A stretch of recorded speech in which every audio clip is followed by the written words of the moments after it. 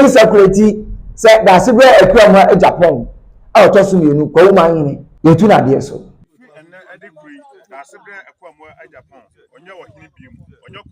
I got informations. I don't my handful. Peninphobia, a walk, a bimu, aquamu, a bimu, Santi, more Ghana, Manpia, Omudimu, our mood, you, Edincomo. Now, maybe real grandma, natural, quiet fast wa, you two in a scene.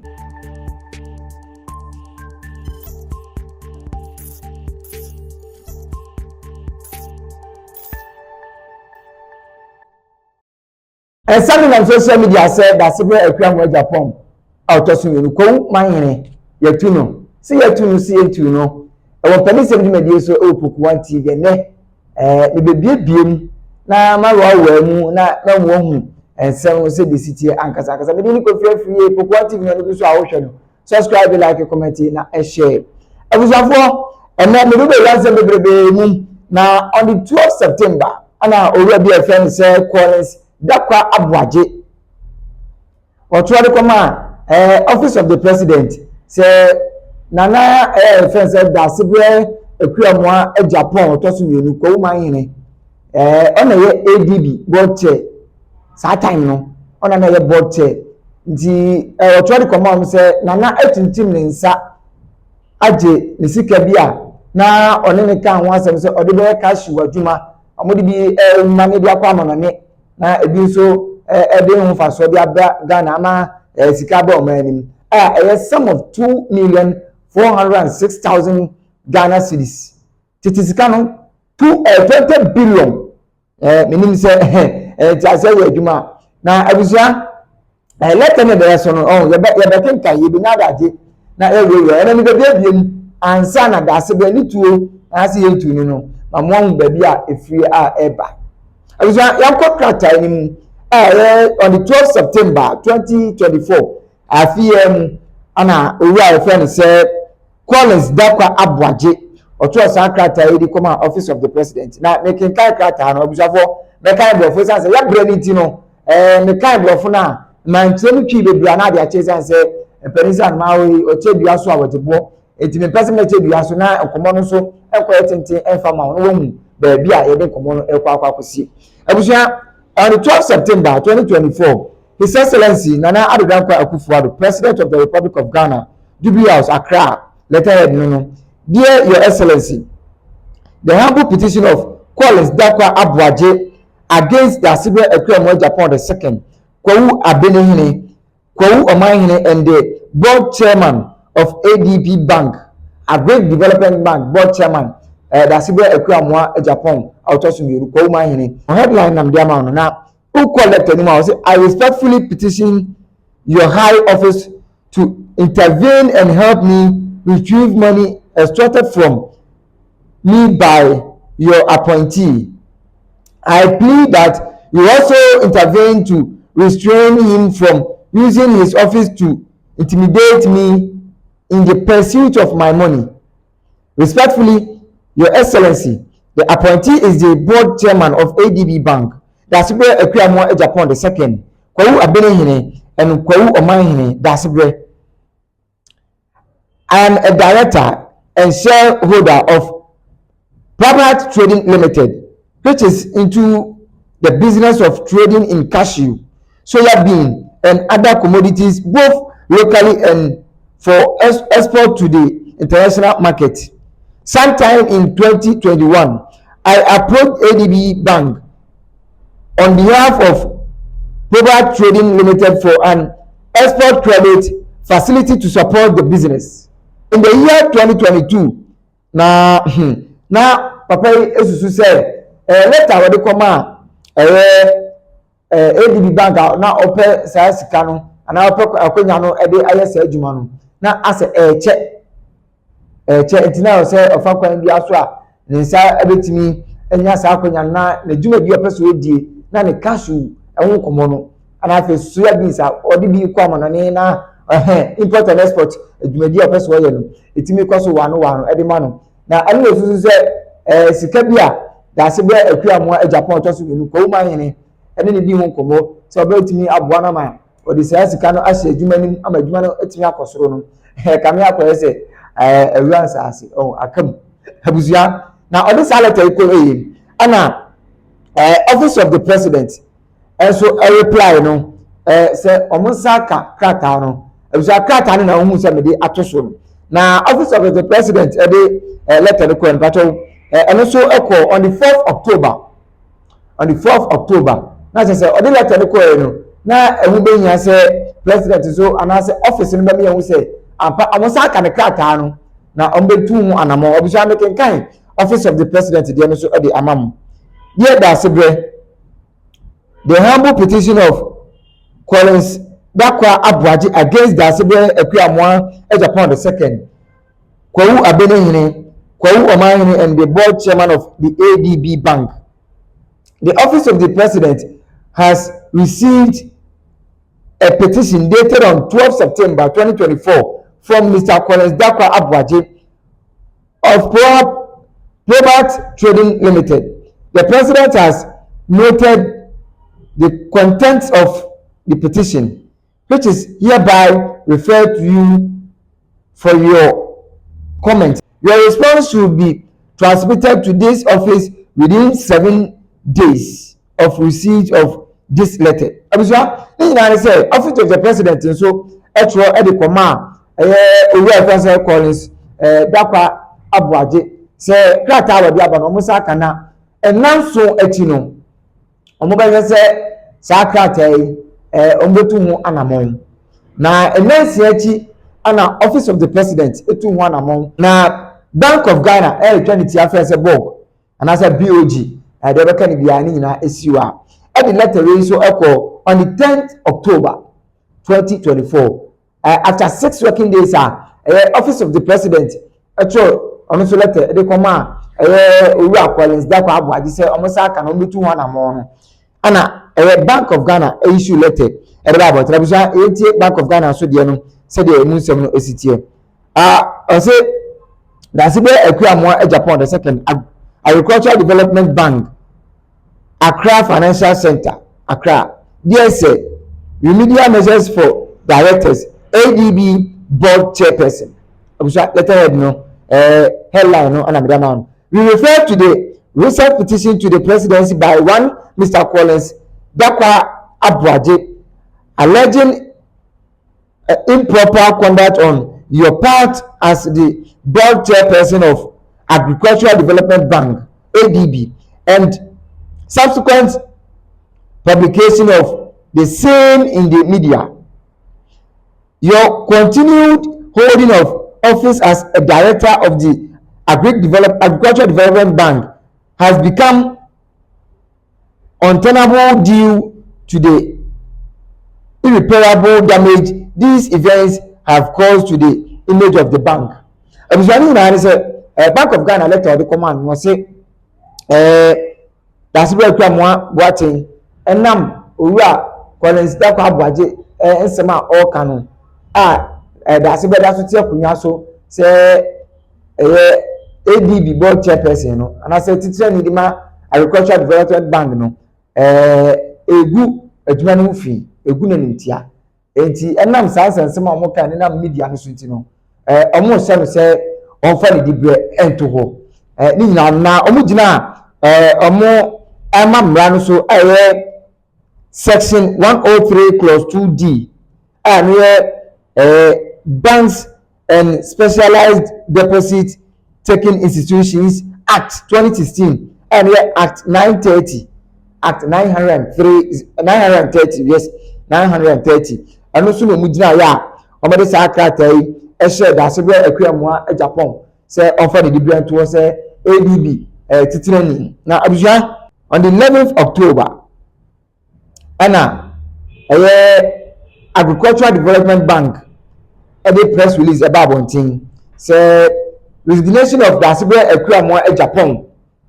enti abusha eno so makin kam amwate pese mi baby no ma bia ni so pese oti no ma bia ise ansana ye tiesi ni tuo ni ho enti nyadaje di mechi kaka akra mekin kan nu kaka aka mwate ase. Agricultural Development Bank ADB announces the resignation of Dasibre Ekwamwa Japan II as an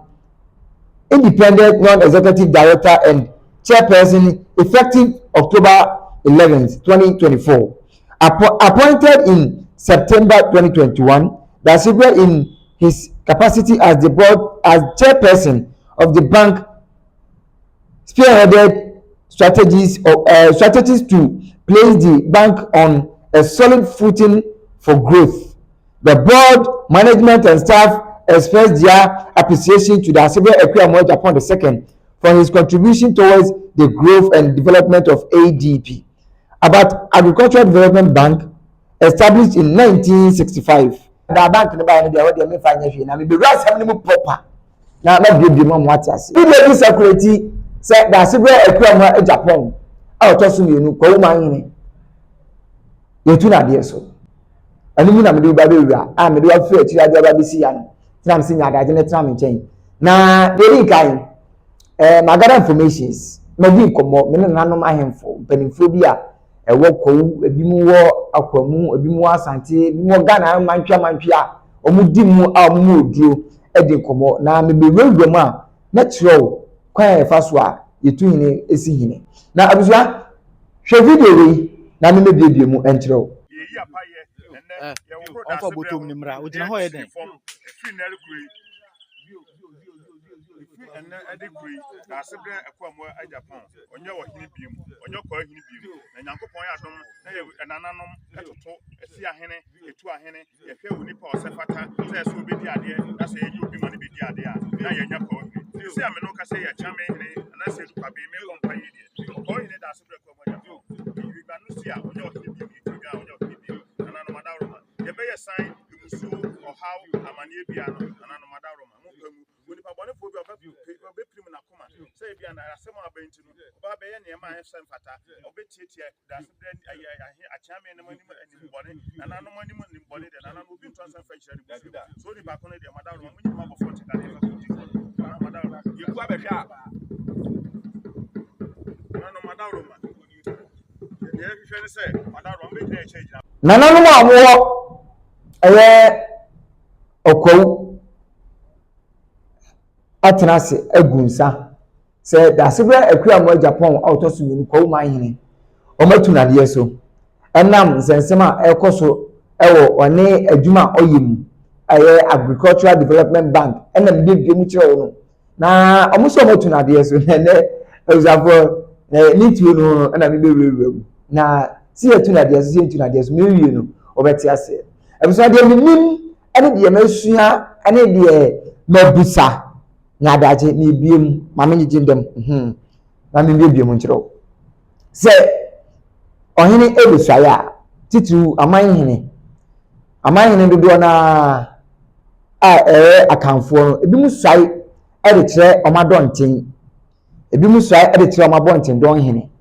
ebi mu suai se ebi abonten don hene ni ho adonten ni ho nifa ni ho benkum ni ho a omu suai de kyerɛ jase ni Akwamu tinie otiase mi biewem kakaka eti Dasibwe Ekwuamoah Japan obra na nananom esi omatu no mugu nsa se omutimi ne nsom ekogina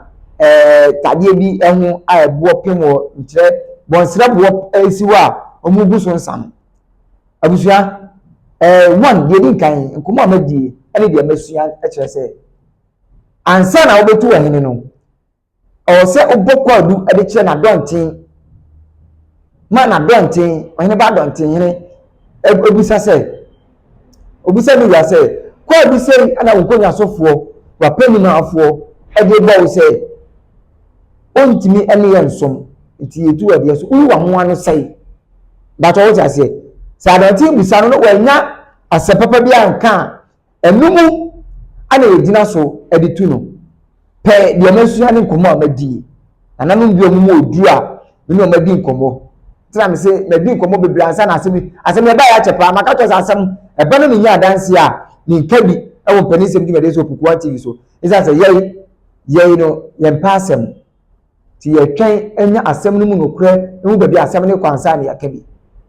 na ananum ogu nsa say omotu na de so ese na bi ma kire wo no na KWAHUMANHENE si etu no anaso wo letter wo me pese minimie ni yakinka isa letter no na ye hu say ampa sɛ da se bɛ akua mo Japan a ɔtɔ so mmienu KWAHUMANHENE yɛtu no anase yɛtu no ɛpɛpɛ yɛbɛkenkan na yɛahwɛ sɛdeɛ emu nsɛm no esi ɛteɛ na yɛkɔ na yɛnyina yɛkeka busa wedeɛ from krekre to krankran ne yi bi film mefa bi nka ho na ɛka ne nyinaa mo hu sɛ ɔte akonnwa so anase wɔnte akonnwa so wei ɛsono gyima mampɔn agye palace office of the KWAHUMANHENE date no 19th October 2024 ana saa letter yi ɛba abɔnten ɔsɛ purported DESTOOLMENT of KWAHUMANHENE. The office of the Omanhene of the Kwahu traditional area wishes to clarify that KWAHUMANHENE Dasibe Ekuamoa Japan II has not been destooled. Recent video footage claiming to depict a destoolment procedure is not only false but also contravenes both legal standards and Kwahu customs. The dissemination of this misleading video on social media and selected WhatsApp groups pages, particularly among known politicians, constitutes an attack on the rich heritage and the traditions of Kwahu. It is important to emphasize that no formal charges have ever been brought against the KWAHUMANHENE that would justify any destoolment process.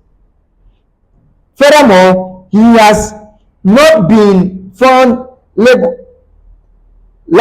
of any misconduct related to his role as chairman of the board of the Agricultural Development Bank. The demand for his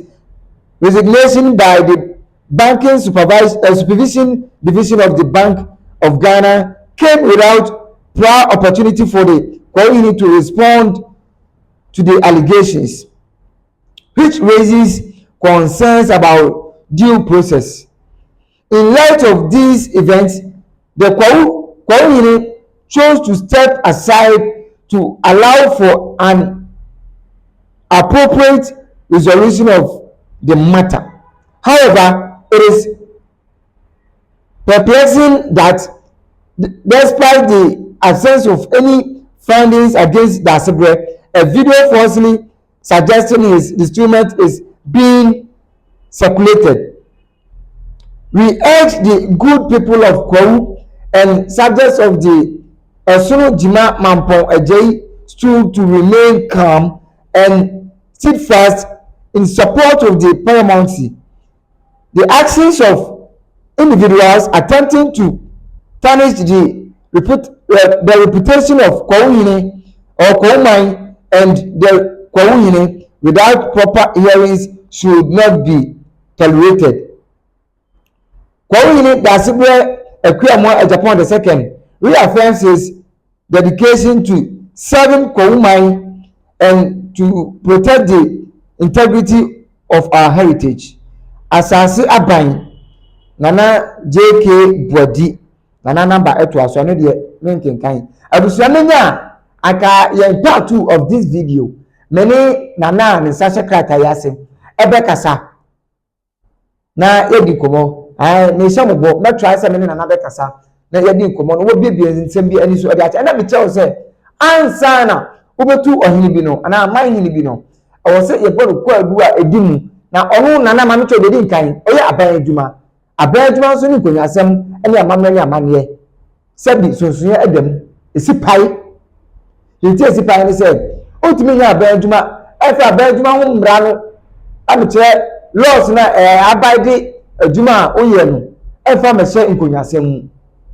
e ba to jase eno na yekenka ye no eje nanom edi letter aba se sa ensem a enam social media platforms ahodo se Dasibe Ekuamoa Japan otoso KWAHUMANHENE yetuna dia so kotwadwa gurusu yeguru tiso sa na ye yapaye e da chana nanu se ni dibia no onsa fata no abusafo enti sa per letter makenkan according to letter free Osono Jima Mampong Ejei Palace e be ba ne kire se Dasibe Ekuamoa Japan oda so ye KWAHUMANHENE na se abusafo letter ya makenkan se abusua for video amohwe se etisa se omatu nana adentina wa bra omobo nana kwadu omama ye hu bi na omokodu ntun so sa ana omoka kire mbato oti ase omotutu anu ma hu de abete se de aboani esan se omodu omotutu se nananum amu etai na sibo ekwa mo Japan otoso mienu na chi esusu se nana ni hu enwunsu enwunkra efi eni ni hu sabi dikawo bi ama ne hu ni hu so hu sa brobe se na adwuma mu no wonya asem ana yesi ye hihwe mu a se kwadu a de ball no adwuma mu no ye nya kranfa kwadu no ho ama ne ball meto abonte na esi dan mu gina so se motu no ebuja these are the kind of nyoma me pese unhu se da se be kwa mo Japan ote akunya so na so ote akunya so di pepe pele ka makeka kire se nana a da se be kwa mo Japan to so mienu KWAHUMANHENE KWAHU abenehene nana oda so te akunya so according to the letter me that makeka dia kire abusa ni ye kra no mo kai se abaya fe na fia Poku akotena onua TV ekokeka nsensema ni kwa so ka okoboda da se be akua mo Japan din KWAHUMANHENE okoboda bi se nana no na oya ade ase na ofi Kwahu fie ama okopie na chef kesi ma nananum ka se ofa musuo nko abuso mo susu se sa musuo no ehani bi na ode eyawade ezemi susu ni azemi sia o asemi bi azemi puno sembi safwa ebi azemi puno ebe ko kwa musuo na da ko sai na na le bi bi se o eza se nananum ka se ofa musuo nko samu ba kaya sa video na eje o afiye mu be busumi etini o ana se say da se be kwa mo Japan to so mienu KWAHUMANHENE adwuma woye se bi ebu abema ne sa kona no se say edin bone ana afenso sensem a se bi ensem fata ana ye de afore no a eya koka na kunya oyavo me de na me wa no ma bi ani so ja tro so efe Poku a bisusu se bi a na ne ho ntansa no na bi ya afore da se be kwa mo Japan ezan se se de sika se ne na no de da se be oni se enya na no wantu wa na wan kan wa mabinu abusua sa na me de misusu no abusua ba me rusi na na hye se me ne nana ebedi konwo nana JK Buadi me ne bedi nkomo na ye part 2 no da se be akwa mo Japan so da so tie akunya so se on tie akunya so eno so me di abroad abusua me di kofi afrie da se be akwa mo Japan si etu no ahon komo na me de be na channel so say hi Poku TV subscribe like comment na share ebe sem ebe san so the part 2 e dey abroad on this same issue. Bye bye.